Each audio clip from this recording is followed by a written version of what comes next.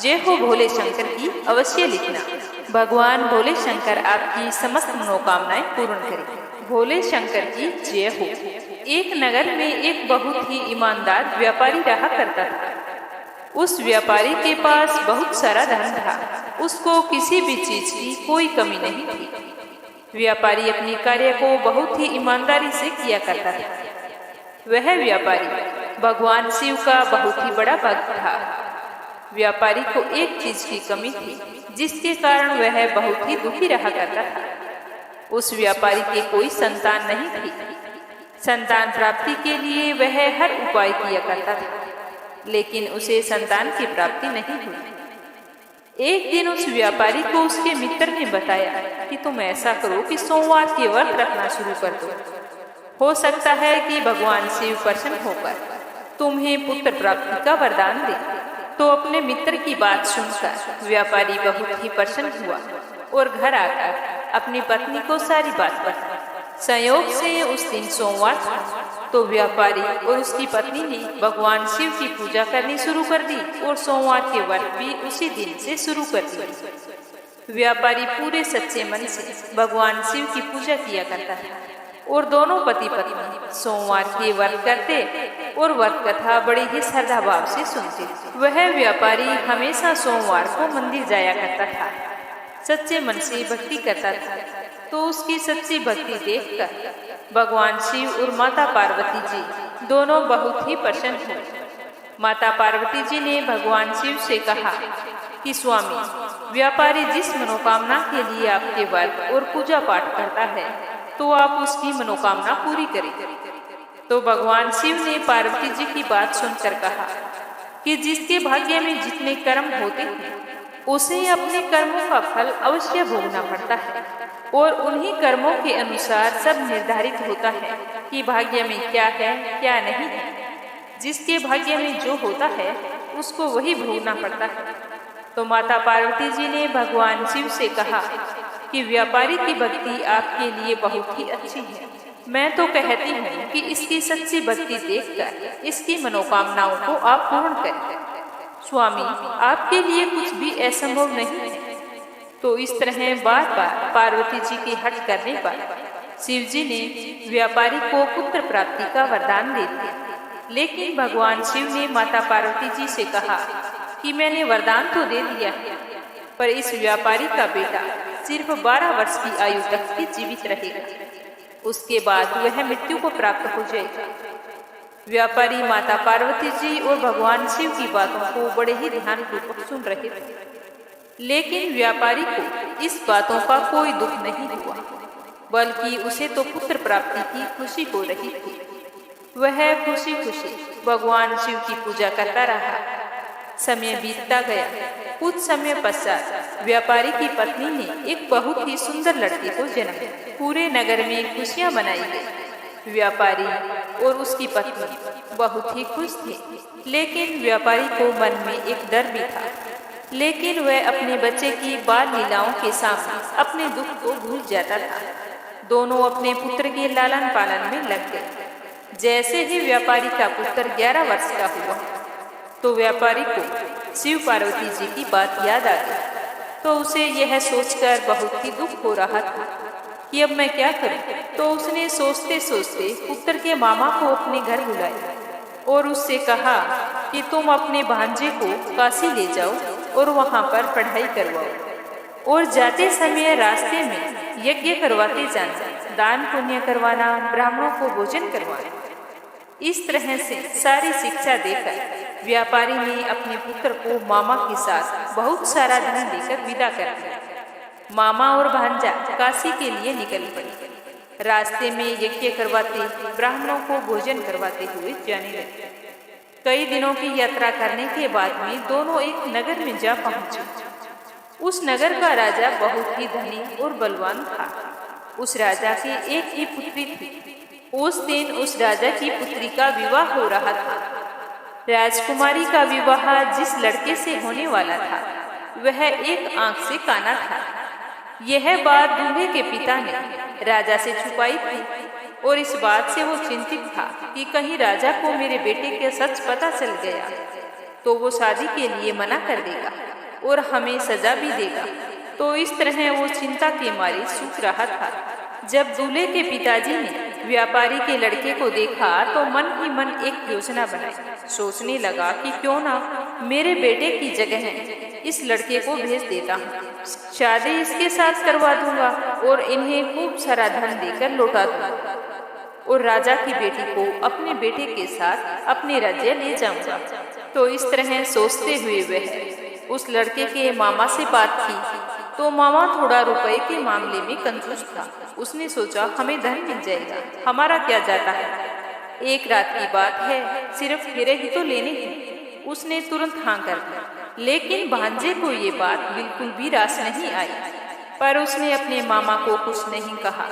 तो दूल्हे के पिताजी ने फटाफट अपने बेटे के कपड़े और आभूषण लाकर उस व्यापारी के पुत्र को पहना दिया और उसे दूल्हा बनाकर तैयार कर दिया। वह बहुत ही सुंदर लग रहा था। इस तरह राजकुमारी का विवाह व्यापारी के पुत्र के साथ बड़ी ही धूमधाम से हो गया और विवाह होते ही दूल्हे के पिताजी ने लड़के के मामा को खूब सारा धन दिया और जाने के लिए कह दिया। लेकिन व्यापारी का लड़का बहुत ही ईमानदार था। उसने राजा की बेटी के जो चुनरी ओढ़ी हुई थी उस पर सारी सच्चाई लिख दी और बता दिया कि तुम्हारा विवाह मेरे साथ हुआ है। तुम्हारी शादी जिस लड़के से की जा रही थी वो एक आंख से काना था। यह कहकर उसने सारी बात बता दी। तो यह सब जानकर राजकुमारी को बहुत ही दुख हुआ। उसने अपने पिताजी को सारी बात बताई। सुबह जब विदाई का वक्त आया तो राजा की पुत्री ने उस राजकुमार के साथ जाने के लिए मना कर दिया और अपने पिताजी से कहा कि मैं इस राजकुमार के साथ नहीं जाऊंगा क्योंकि मेरा विवाह इसके साथ नहीं हुआ है। तो राजा अपनी पुत्री की बात मानकर राजकुमार और उन सभी लोगों को वापस भेज दिया। उधर व्यापारी का पुत्र और उसके मामा दोनों काशी पहुंच गए। काशी पहुंचकर व्यापारी का पुत्र अपनी शिक्षा पूरी करने लगा। 1 वर्ष पश्चात जब व्यापारी का पुत्र 12 वर्ष का हुआ तो उसके जन्म दिवस पर उसके मामा ने यज्ञ करवाने का निर्णय लिया। तो वह यज्ञ करवाने के लिए सारी तैयारियां कर रहा था। तभी उसके भांजे ने आकर कहा कि मामा मेरी तबीयत ठीक नहीं है। तो उसके मामा ने कहा कि कोई बात नहीं बेटा, तुम थोड़ी देर जाकर आराम करो। तो जैसे ही व्यापारी का लड़का आराम करने के लिए कमरे में गया तब भगवान शिव के दिए हुए वरदान के अनुसार व्यापारी के लड़के के 12 वर्ष पूरे हो चुके थे और उसका अंतिम समय भी आ गया था। थोड़ी ही देर बाद व्यापारी के पुत्र की मृत्यु हो चुकी थी। जैसे ही इस बात की खबर उसके मामा को लगी तो वह जोर जोर से रोने लगा और सोचने लगा कि मैं अपने जीजा को जाकर क्या जवाब दूंगा। यह सोचते हुए वह जोर जोर से रो रहा था। तभी अचानक से वहां पर शिव पार्वती गुजर रहे थे। तो रोने की आवाज सुनकर माता पार्वती जी ने भगवान शिव से कहा कि किसी के रोने का स्वर आ रहा है। तो भगवान शिव और माता पार्वती जी ने जाकर देखा तो देखते ही भगवान शिव ने कहा कि पार्वती जी, ये तो वही बालक है जिसे मैंने व्यापारी के यहाँ जन्म लेने का वरदान दिया था। आज इसका समय पूरा हो गया, इसी वजह से इसकी मृत्यु हो गई। तो माता पार्वती जी कहने लगी कि आप इसे जीवित कर दीजिए, मुझे इसके मामा का रोने का स्वर सुना नहीं जा रहा है। आपके लिए कुछ भी असंभव नहीं है। इसके मामा का यह हाल है तो सोचो, जब इसके माँ बाप को पता चलेगा तो उनका क्या हाल होगा। वो तुम्हारे परम पुजारी हैं। अगर आज आपने इसे जीवित नहीं किया तो हमें कौन मानेगा और कौन हमारी पूजा करेगा। तो इस तरह पार्वती जी के कहने पर भगवान शिव ने व्यापारी के पुत्र को जीवित कर दिया और लंबी आयु का वरदान दिया। तो भोले शंकर के आशीर्वाद से व्यापारी का लड़का फिर से जीवित हो गया। उसे जीवित देखकर उसके मामा की खुशी का कोई ठिकाना नहीं रहा।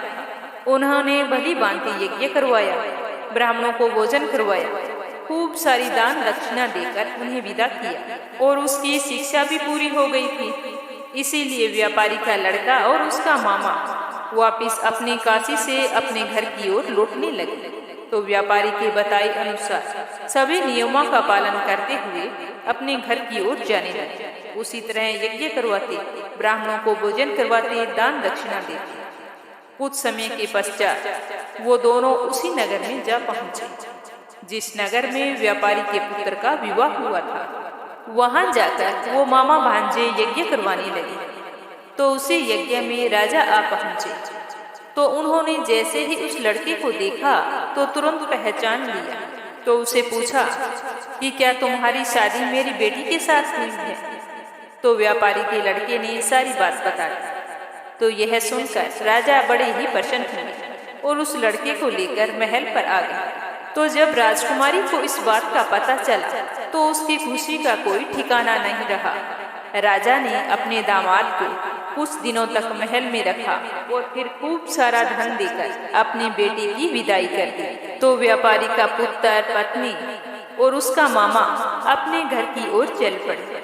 उधर व्यापारी और उसकी पत्नी अपने बेटे का इंतजार कर रहे थे।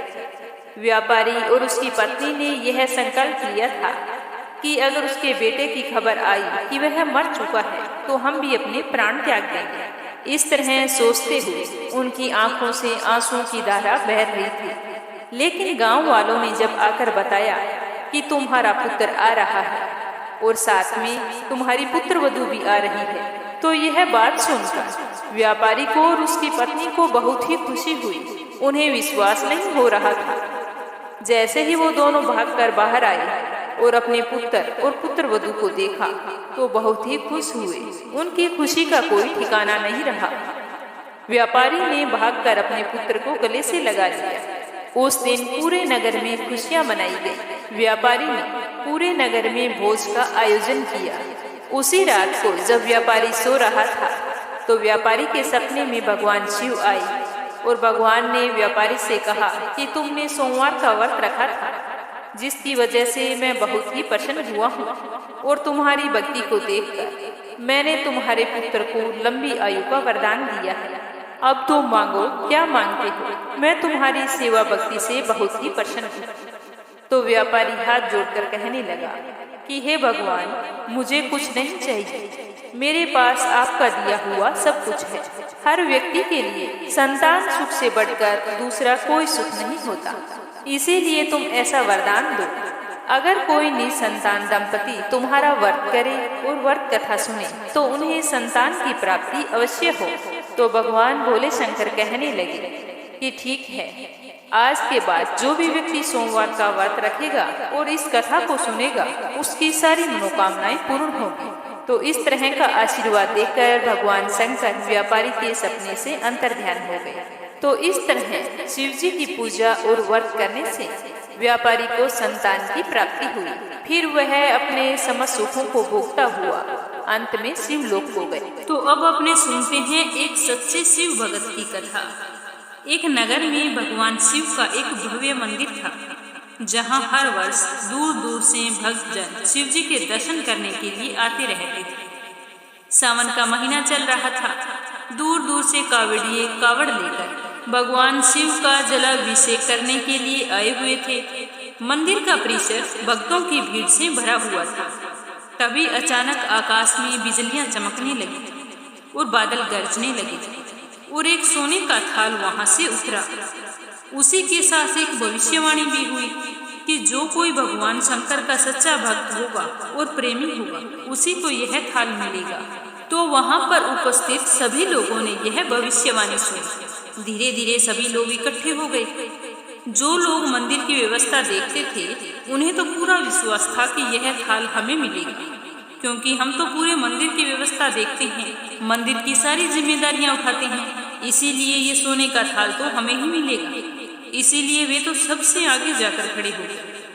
सबसे पहले एक पंडित जी आए और बोले कि देखिए, मैं प्रतिदिन महादेव का अभिषेक करता हूँ, इसीलिए मैं ही भगवान भोलेनाथ का सबसे निकटवर्ती प्रेमी भक्त हूँ, इसीलिए थाल तो मुझे मिलना चाहिए। इतना कहकर जैसे ही पंडित जी थाल उठाने लगे तो थाल उठाते ही सोने का थाल पीतल का हो गया।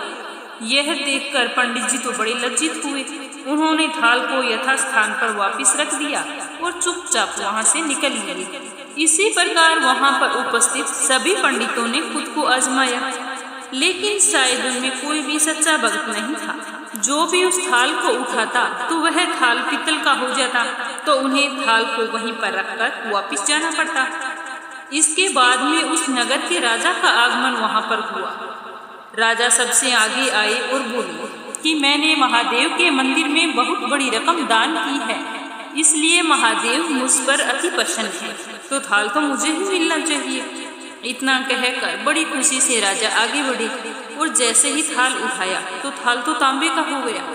तो यह देखकर राजा भी बड़े लज्जित हुए और थाल को वहीं पर रखकर एक तरफ खड़े हो गए।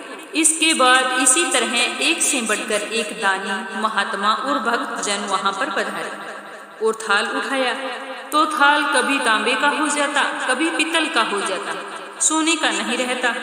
तब सभी लोगों को पता चल गया कि हम में से महादेव का सच्चा भक्त कोई नहीं है। उसी समय अचानक वहां पर एक किसान आ गया। वो बेचारा महीनों बाद आज चातुर्मास के सोमवार के शुभ अवसर पर शिव जी के दर्शन करने के लिए आया था। गरीबी और गृहस्थी के बोझ तले दबा दिन रात खेतों में मेहनत मजदूरी करके अपना और अपने परिवार का पेट पालता था। और वो रास्ते से आ रहा था, तभी उसे कोई भिखारी मिल गया और खाने के लिए कुछ मांगने लगा। तो उस किसान को दया आ गई। जो अपने खाने के लिए लेकर आया था वो उसने उस भिखारी को दे दिया। वहां पर थाल के बारे में चर्चा हो रही थी, लेकिन उस किसान ने उस चर्चा की ओर बिल्कुल भी ध्यान नहीं दिया।